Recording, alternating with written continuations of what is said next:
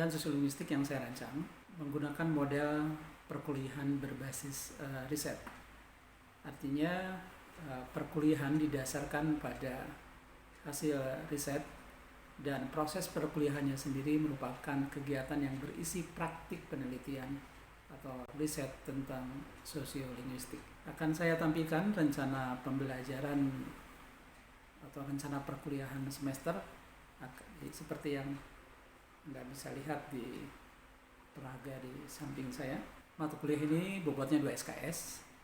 Mata kuliah prasyarat yang harus sudah ditempuh adalah mata kuliah pengantar linguistik, linguistik atau sintaksis, morfologi.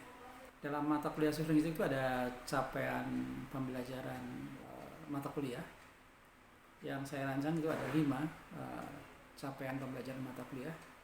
Yang pertama, mahasiswa mampu menjelaskan konsep bahasa, konsep sosiolinguistik, dan perubahan sosial, perubahan di masyarakat yang berdampak atau terkait langsung dengan penggunaan bahasa di masyarakat. Yang kedua, mahasiswa mampu mengenali gejala bahasa dan ragam bahasa sebagai bentuk dari penggunaan bahasa di masyarakat. Mahasiswa juga mampu menguasai konsep tentang penelitian bahasa, kemudian mampu mempraktekkan bersama-sama dengan menggunakan model penelitian kelompok dan terbimbing, mempraktekkan tahapan penelitian mulai dari identifikasi, pembatasan, dan perumusan masalah sampai ke penyusunan simpulan saran, daftar pustaka, dan penyusunan artikel publikasi hasil penelitian. Tentu saja untuk bisa melaksanakan itu ada capaian mata kuliah yang sifatnya instrumental, yaitu kemampuan dalam menganalisis secara kualitatif data-data penggunaan bahasa di masyarakat.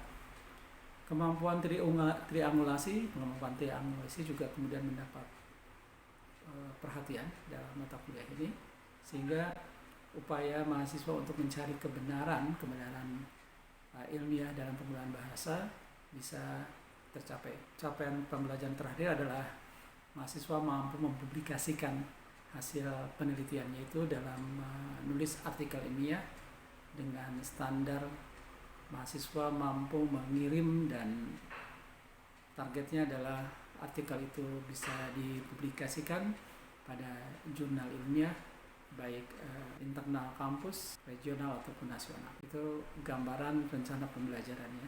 Bahan perkuliahan yang akan dibahas itu mencakup ragam bahasa, informasi bahasa, fungsi bahasa, dan praktik penelitian. Dengan demikian bisa dirangkum materi pokok dalam perkuliahan ini adalah ada 7.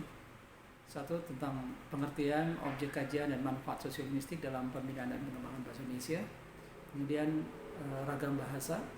Yang ketiga, tujuan teoritis penelitian penggunaan bahasa di masyarakat. Yang keempat, praktik penelitian ragam bahasa. Kemudian materi tentang model analisis penggunaan bahasa di masyarakat dan menulis artikel.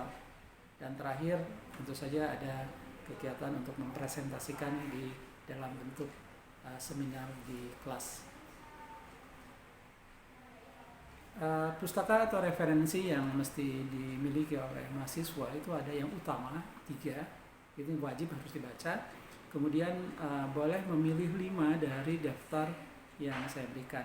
Mahasiswa juga boleh mengajukan buku baru yang tidak terdapat dalam rujukan ini dengan persetujuan tentu saja dosen sebagai pengganti daftar pustaka yang diajukan, karena aspek urgensi kemudian kebaruan dari bahan rujukan itu menjadi bahan pertimbangan. Bahan rujukan utamanya adalah buku modul sosiolinguistik yang ditulis oleh Agus Mulyanto dari F. Kiporinus. Kemudian ada buku sosiolinguistik yang ditulis oleh Abdul Khair Nababan. Sedangkan buku-buku pendukungnya itu ada sesuai dengan latar belakang saya ingin juga memberikan penekanan aspek penggunaan bahasa non verbal dalam penggunaan bahasa di masyarakat. Dan ini menjadi beberapa buku bagus, buku bawahnya akan dimasukkan di sini. Yang kedua tentang rencana tugas mahasiswa, ini juga mesti disiapkan oleh para mahasiswa yang akan mengikuti mata kuliah sosiolinguistik. Ada 8 tugas yang tersistematisasi terkait dengan perkuliahan dan menjadi pekerjaan yang harus dilakukan di rumah sebagai penunjang kegiatan utama yang sudah dirancang dalam RPS. Tugas-tugas itu adalah pertama membaca dan menyusun laporan hasil baca. Buku yang mesti baca adalah buku wajib yang 3 itu, kemudian 5 buku pilihan. Tugasnya adalah membaca buku itu, kemudian membuat resumenya dan mempresentasikannya di kelas, atau membuat presentasi kemudian disebarkan di dalam di-share di grup media komunikasi di dalam kelas, apakah itu pakai Google Classroom atau pakai grup WhatsApp gitu ya. Kemudian ada tugas praktik mengidentifikasi topik-topik bidang penelitian penggunaan bahasa di masyarakat dengan cara mengidentifikasi gejala yang sedang viral atau yang sedang ramai dibahas di media sosial, atau juga melakukan penelusuran terhadap topik-topik jurnal ilmiah yang terkait dengan bahasa di masyarakat. Jadi isu-isu yang ditawarkan dan banyak dibahas di jurnal itu menjadi prioritas untuk kemudian menjadi pilihan mahasiswa mengidentifikasi topik-topik untuk bahan penelitian. Selanjutnya mahasiswa juga ada tugas untuk berkelompok, membentuk kelompok dan merancang penelitian yang dilaksanakan berkelompok. Di dalamnya ada semacam workshop dan ada diskusi kelompok dengan panduan dari dosen.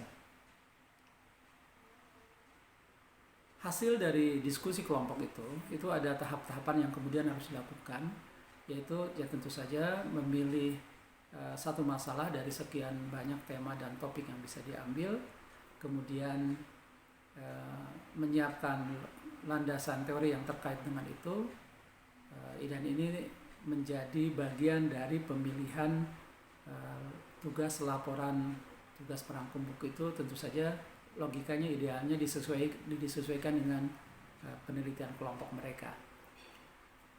Selanjutnya praktik mencari data, menentukan subjek dan atau objek penelitian, kemudian mungkin bisa mengidentifikasi populasi dan sampel, walaupun sebenarnya dalam penelitian kualitatif konsep populasi dan sampel tidak terkait dengan statistik, dan ini pendekatannya pendekatan kualitatif. Tapi yang paling pokok adalah kasus-kasus yang memang kentara dan menonjol digunakan di masyarakat, dan itu perlu kajian ilmiah. Kenapa itu terjadi dan apa dampaknya, follow up-nya seperti apa. Mulai dari menentukan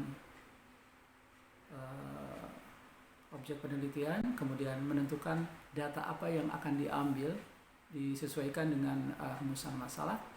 Belajar juga teknik mengambil data. Kemudian setelah data didapat, mahasiswa berlatih untuk menganalisis data itu. Dan ini terkait dengan materi perkuliahan tentang model analisis penggunaan bahasa. Secara teoritis dipelajari, kemudian langsung dipraktekkan dalam kelompok dalam penelitian.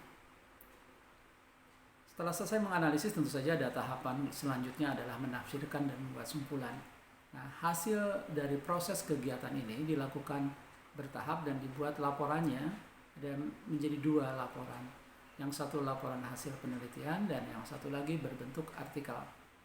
Laporan hasil penelitian dan artikel ini hasil kajian bersama dalam satu kelompok.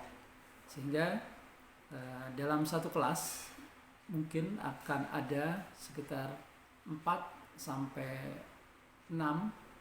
topik penelitian yang dihasilkan dari perkuliahan sosiolinguistik berbasis riset ini. Ya, tugas target luaran dari program ini adalah atau ini adalah 1, menghasilkan kumpulan hasil penelitian sederhana dosen dan mahasiswa, kemudian menghasilkan publikasi berbentuk artikel, dan ini menjadi apresiasi bagi mahasiswa yang berhasil membuat artikel atau tulisan yang dibuat di jurnal. Saya kira itu, mudah-mudahan jelas. Selamat mempersiapkan diri untuk mengikuti mata kuliah sosiolinguistik bersama saya, Agus Mulyanto. Assalamualaikum warahmatullahi wabarakatuh.